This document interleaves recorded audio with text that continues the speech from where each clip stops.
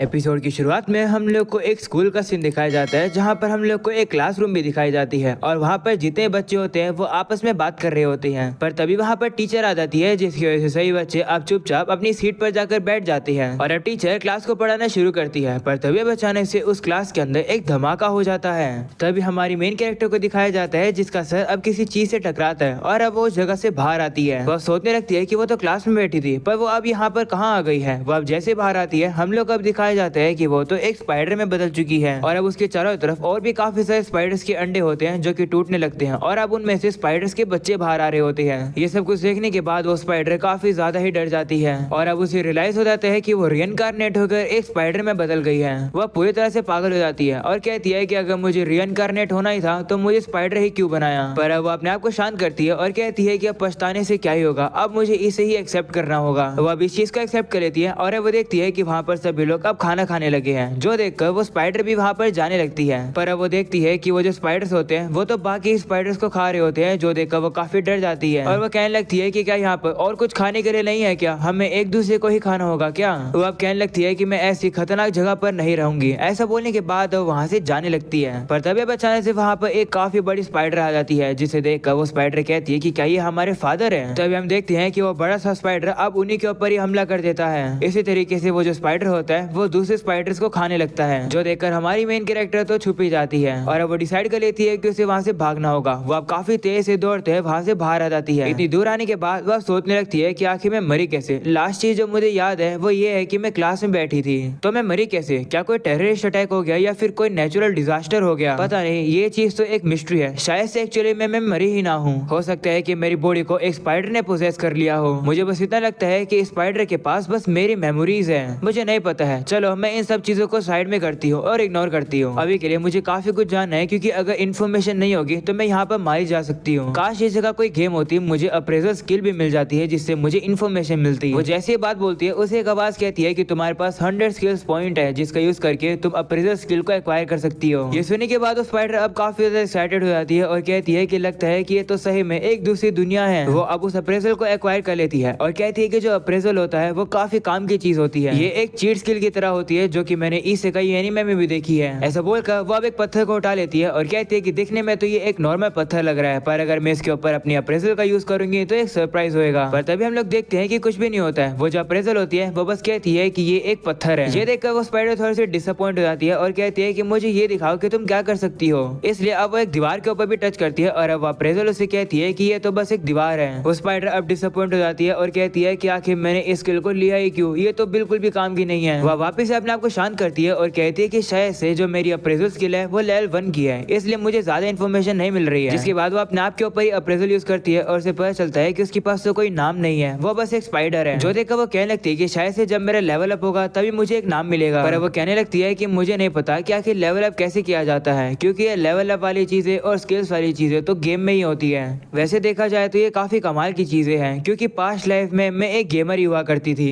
तभी अब अचानक से उसे भूख लग जाती है और अब वो कहती है कि एक जगह पर बैठने से कुछ नहीं होगा, चलो चलकर कुछ खाने का ढूंढते हैं। इसके बाद अब वो एक जगह पर आती है जहाँ पर ऊपर से उसे नीचे की तरफ काफी सारे मॉन्स्टर्स दिखाई देते हैं। इतने सारे अलग अलग मॉन्स्टर्स को देखकर अब उसे पूरी तरह से रियलाइज हो जाता है कि ये एक दूसरी दुनिया है। अब गलती से उन सभी के ऊपर अप्रेज यूज कर देती है और अब जो अप्रेजल होती है वो उसे उन सभी के नाम बताने लगती है। इतने सारे नाम सुनने के बाद अब स्पाइडर के सर में दर्द होने लगता है, जिसके बाद वो कहती है कि मैं इतना सहन नहीं कर सकती हूँ, मुझे यहाँ से चलना चाहिए। वह वहाँ से जाने लगती है और कहती है कि काश मुझे चॉकलेट या फिर चिप्स मिल जाती है। वह कुछ खाने के लिए ढूंढ रही होती है, तभी उसे वहाँ पर कुछ इंसानों के पैरों के निशान दिखाई देते हैं, जो देखकर वो खुश होती है कि इस दुनिया के अंदर भी इंसान है। वह अब कहती है कि मैं इंसानों के साथ दोस्ती कर लूंगी, क्योंकि मैं काफी हार्मलेस हूँ, वो लोग मेरी मदद जरूर करेंगे। ऐसा बोलकर अब वो आगे बढ़ती है, पर वो देखती है कि उन इंसानों ने तो एक स्पाइडर को काफी बुरी तरह से मार रखा है, जो देखकर वो काफी डर जाती है और कहती है कि इसका मतलब जो इंसान है वो मुझे देखते ही मार देंगे। वह वहाँ से भाग रही होती है, पर तभी अब अचानक से वो नीचे गिर जाती है और अब उसके अंदर से उसका वेब निकलने लगता है, जिसे देखकर वो कहती है हाँ मैं एक स्पाइडर हूँ तो मेरे अंदर से वेब ही निकलेगा ना। जिसके बाद हम लोग देखते हैं कि वो एक लोकेशन ढूंढकर अपने वेब से अपने लिए एक छोटा सा घर बना लेती है, जिसके अंदर वो काफी ज्यादा अच्छे से सिक्योरिटी भी बनाती है और बाहर जाने की जगह भी बनाती है।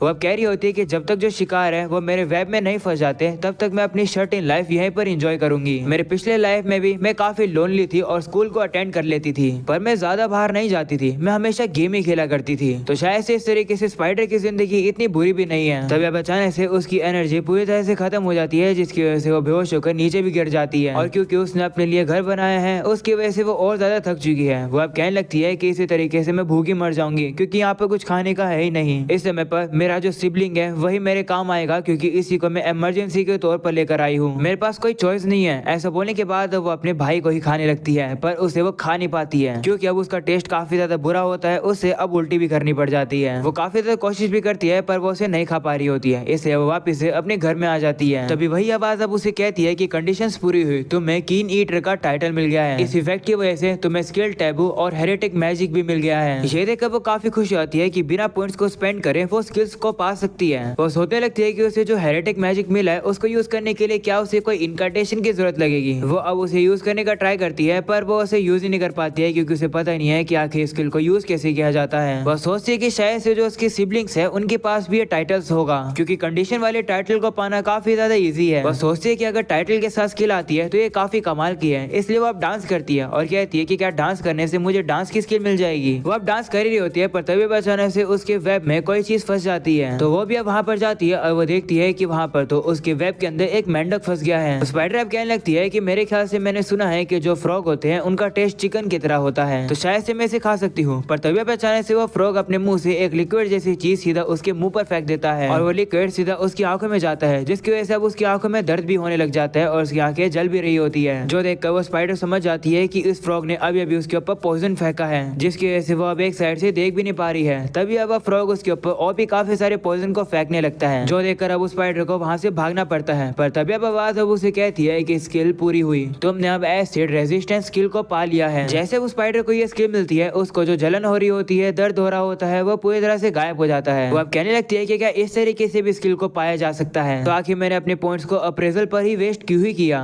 वो अब उस फ्रॉग की तरफ देखती है और कहती है कि तुम्हारी हिम्मत हुई मेरे ऊपर हमला करने की, तुम्हें मैं छोड़ूंगी नहीं, मुझे बस तुम्हें संभल के खाना है। ऐसा बोलने के बाद वो उसे खाने के लिए जा रही होती है, वहीं पर वो फ्रॉग उसके ऊपर फिर से उसी लिक्विड से हमला करता है, जिसे वो स्पाइडर अब डॉज करने लगती है और वो सीधा जाकर उसके ऊपर टक्कर मारती है, जिसकी वजह से उस फ्रॉग के मुंह में से और ज्यादा लिक्विड बाहर निकलकर सीधा उसके ऊपर आके गिरता है और अब उसकी कमर फिर से जलने लगती है। पर तभी अब वो आवाज स्पाइडर से कहती है कि तुम्हारा पॉइजन रेजिस्टेंस अब लेवल 2 का हो गया है। जैसे अब उस स्पाइडर का दर्द वापस से खत्म हो जाता है, वो अब उससे फिर से लड़ने के लिए चली जाती है। वो अब काफी गुस्से में होती है और कहती है कि मैं इस फ्रॉग को नहीं छोड़ूंगी, जिसके बाद अब वो इस फ्रॉग के सारे अटैक्स को डॉज करके इधर से उधर भाग रही होती है और अब उसे जैसे मौका मिलता है वो तुरंत ही उस फ्रॉग के पीछे आ जाती है और अब वो उसे तुरंत ही खाने लगती है। वो उसे इतना ज्यादा खा लेती है जिसकी वजह से वो फ्रॉग वहीं मर जाता है। उस स्पाइडर अब कहने लगती है कि मेरे पहले शिकार को हराने में मुझे इतनी मेहनत लगी है, पता नहीं आगे कैसे हराऊंगी मैं और दुश्मनों को। वैसे अगर नोटिस किया जाए तो उस फ्रॉग का दर्द हो रहा था, क्या इसका मतलब है कि जो मेरे फैंग्स हैं वो वेनमस हैं? उस स्पाइडर अब काफी खुश होकर नाचने लगती है और कहती है कि मैंने इसे हरा दिया, मुझे इन्फॉर्मेशन मिल गई है काफी सारी, जैसे कि जो मेरे वेब है वो मॉन्स्टर्स को पकड़ सकते हैं। इस फ्रॉग की वजह से मुझे काफी कुछ पता चला है, पर इसने मुझे काफी डैमेज भी दिया है। अगले सीन में हम लोग को एक बड़ा सा रॉयल घर दिखाया जाता है, जहाँ पर एक बंदा सभी को उनके एडमिटेंस के लिए कांग्रेचुलेशन कर रहा होता है और वो उनसे कह रहा होता है कि तुम सभी लोग को इस नेशन को आगे कैरी करना है, तो सभी लोग काफी अच्छे से बिहेव करना और एक दूसरे के लिए फ्रेंडली रहना। तभी हम लोग को दिखाया जाता है कुछ लोग को जो कि इस कंट्री के प्रिंस के बारे में बात कर रहे होते हैं, उसे देखकर और कह रहे होते हैं कि ये तो स्क्लेन है और हमने सुना है कि ये एक प्रोडिजी है, पर दिखने में ये ताकतवर तो नहीं लगता है। वहीं स्क्लेन के साथ जो लड़की होती है वो अब ये बातों को सुन लेती है और उसे कहने लगती है कि तुम तो लड़कियों के बीच में काफी पॉपुलर हो। इस पर स्क्लेन कहता है तुम चुप रहो। तभी अब वो लोग अब उसी लड़की के बारे में बात करने लगते हैं कि उस लड़की का नाम तो कार्नेटिया है ना, जो कि ड्यूक की बेटी है, वो भी एक प्रोडिजी है और वो काफी क्यूट भी है। इस बात को कार्नेटिया अब इग्नोर करती है और अब वो वहाँ जाकर बैठ जाती है सीट पर। तभी हम लोग देखते हैं कि उन लोगों की टीचर वहाँ पर आ जाती है, यानी कि अब हम लोग को पता चल चुका है कि यहाँ पर उस स्पाइडर के बाकी क्लासमेट्स हैं और वो लोग भी रिइनकार्नेट होकर यहाँ पर आए हैं। वहीं पर एक लड़की जिसका नाम ओका होता है, हम लोग को पता चलता है कि वो उन लोगों की टीचर है। वह स्क्लेन के कंधे पर बैठे हुए एक जानवर से कहती है फिर तुम्हें वापिस से देखकर अच्छा लगा।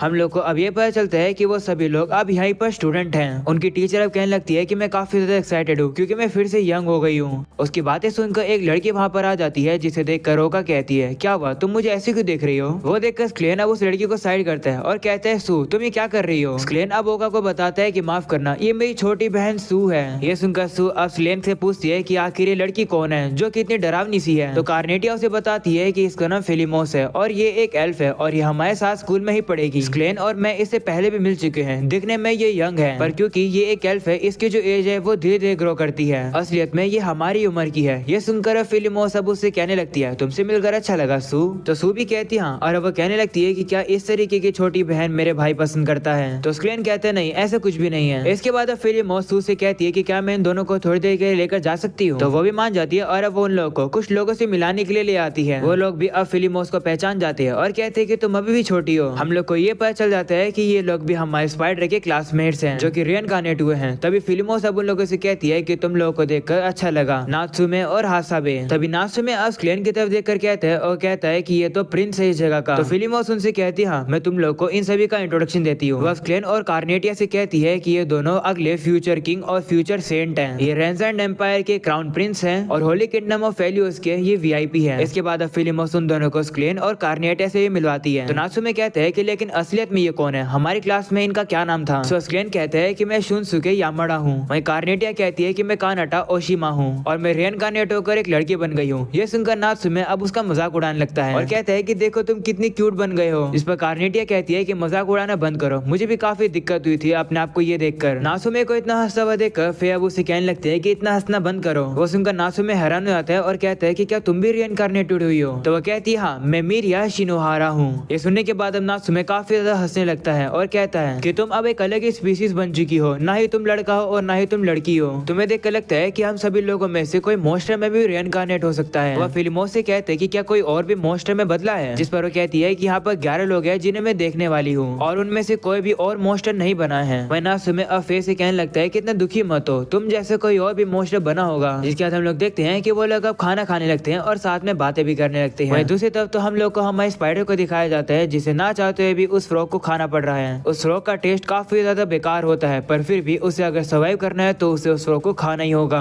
वह अब ये कहने लगती है कि मैं कुछ भी करके इस दुनिया में सर्वाइव करके रहूंगी। और अब यहीं पर हो जाता है पहला एपिसोड खत्म। वीडियो को लाइक करके जाना, अगर चैनल पर नए हो तो सब्सक्राइब भी करके जाना। मिलते हैं नेक्स्ट एपिसोड में, तब तक के लिए बाय बाय।